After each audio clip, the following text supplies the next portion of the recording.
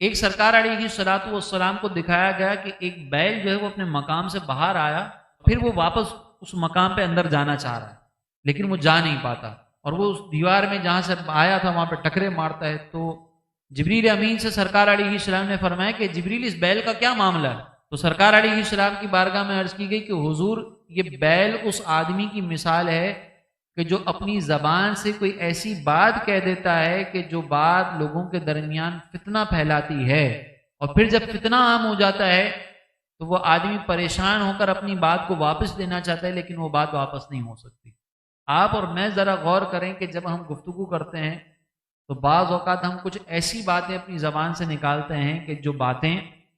لوگوں میں فتنہ پھیلانے کا سبب بن جاتی ہیں، جس کی وجہ سے لوگوں کے اندر بہت زیادہ فتنہ پھیل جاتا ہے۔ اور آج کے دور کے اندر سوشل میڈیا پہ بطور خاص ایسی بہت ساری باتیں عام ہو رہی ہیں۔ کبھی صحابہ پہ تنقید کے سلسلے میں جو ہے وہ کوئی ایسی بات نکال دی جاتی ہے کہ جس سے فتنے ہو رہے ہیں،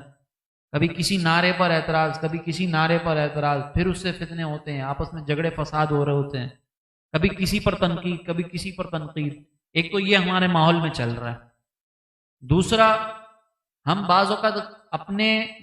مارکیٹ کے اندر بیٹھے ہوئے ہوتے ہیں تو کسی کے بارے میں بھی کچھ بھی بات کہہ دیتے ہیں، خاندانوں میں کچھ بھی بات کہہ دیتے ہیں تو جھگڑے فساد ہو جاتے ہیں۔ تو ہم میں سے ہر ایک کو کوئی بھی بات کہنی ہو